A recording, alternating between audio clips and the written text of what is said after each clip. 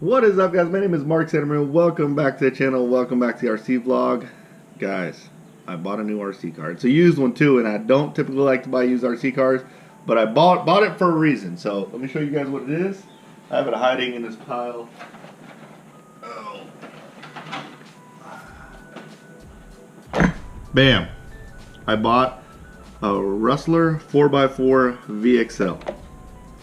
Know what you guys are thinking? Why did you buy that?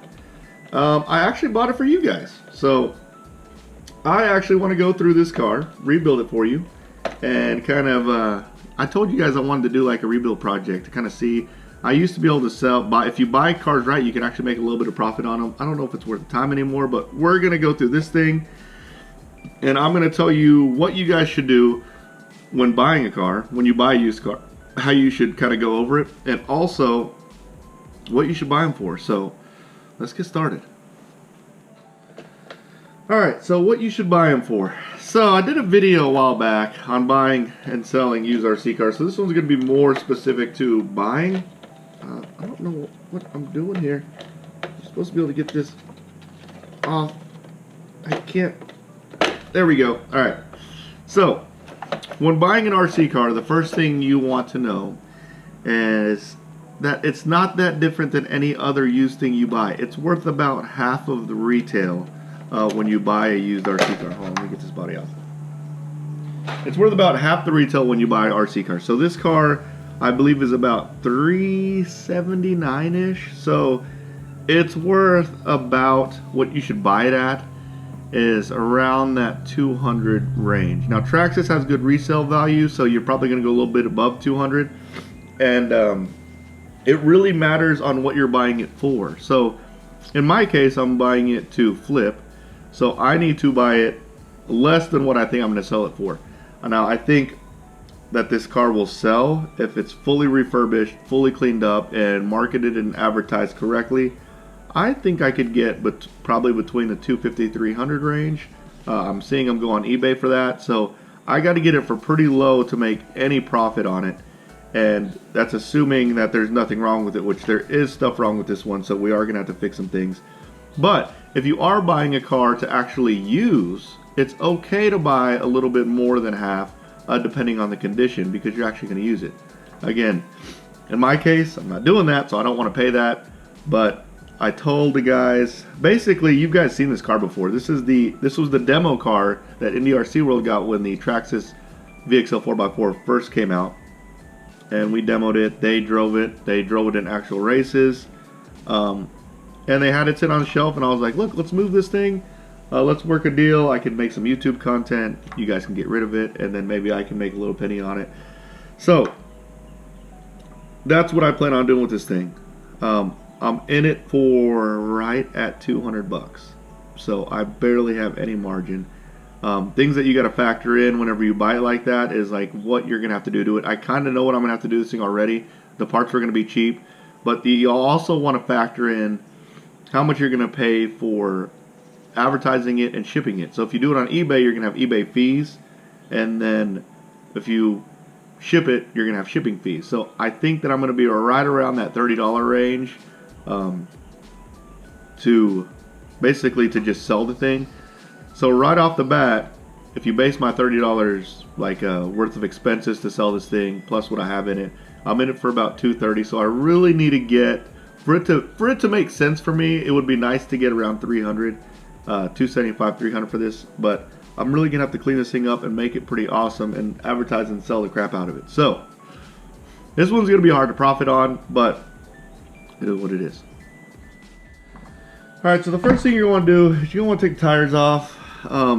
I like to, basically, I want to take the shocks off. I already know this thing has a bent shock shaft. Again, this thing has been driven. It hasn't been ragged out. It's only been on the track. It's not that beat up. I didn't see it break that much whenever they did demo it, so it needs a little bit of work. So as much as $200 might sound good, I mean, this thing was, it was pretty beat up. It didn't look that great. I think I did buy it a little expensive, especially for my intentions for it, but one thing that makes it easy for me to do these rebuilds for Traxxas cars is I have a whole bunch of Traxxas cars. And whenever, like, let's say I buy a brand new Traxxas car and I like it, I'll start to upgrade it and I'll take parts off of my brand new stock stuff. So I have a whole bunch of Traxxas parts, and I don't have to pay. I don't have to pay for it. I don't have to buy them. So it makes it really easy for me to rebuild Traxxas cars because I have so many parts ready to go. But first thing you want to do is take all tires off. I'm going to take tires off. I'm going to take the shocks off. And I'm going to check, basically I'm going to check the suspension, whether it flows free. So I want to check suspension, whether it flows free. That's something that you want to do on even race cars. You want to make sure none of your hinge pins and things like that are broken. I want to check all the plastic pieces to make sure there's no cracks. I'm going to check the shocks. So I'm going to take the shocks, dump the shock oil out. Obviously I'm going to replace those so it can be nice and fresh. But I'm also going to check all the shock shafts, and you can just, when you take the oil out, you can just compress them and see how that is. And then what else do I check? Oh, I'm going to check the gear mesh. So a lot of times with these Traxxas cars, people don't know how to gear mesh. Luckily, I'm buying this from a hobby shop, so I'd hope they know how to gear mesh. Oh, look, there's an upgrade. See, these are the things that are like bonuses whenever you buy used stuff. Is like the bonus upgrade. So this one has the upgraded aluminum rear hexes.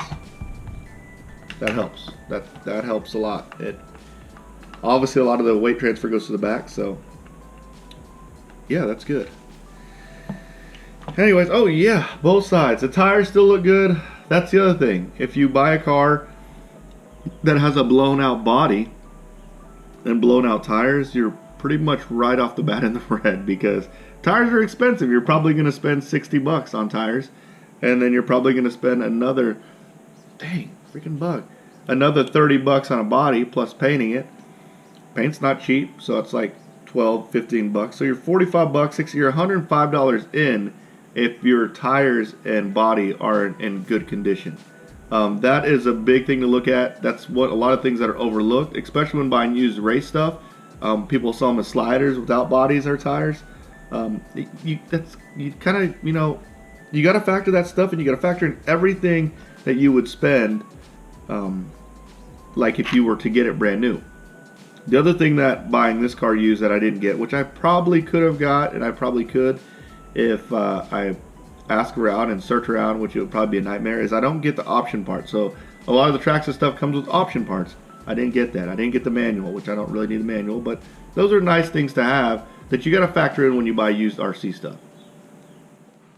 Alright, so I went ahead and removed the shocks, checked the suspension, so see how this is nice free flowing suspension. That's how you want it. You definitely want to check this on race vehicles, because this happens on race vehicles a lot. When those hinge pins bend, you can feel some binding. There is no binding in this. Everything looks good from this standpoint. Everything looks great. Yep. So everything looks good right here. However, I pulled the shocks off. Again, you pull the shocks off, you take the springs out.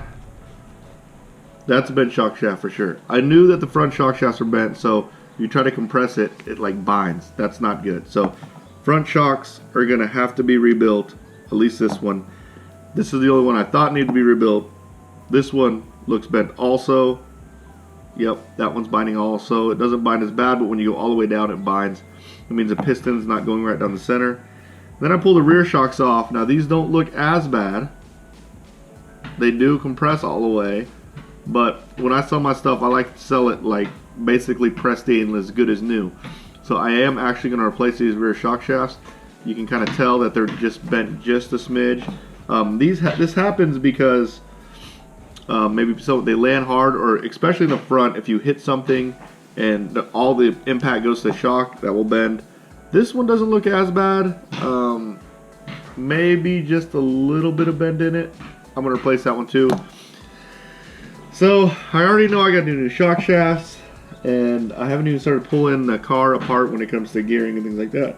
But we'll go through all that, make sure everything looks good, and we'll get this thing sold. So I'm not going to do all that in this video. This video is long enough. If you like this video, guys, smash that like button, turn on the notification bell, subscribe to my channel, and you guys will see me next time. Later, guys.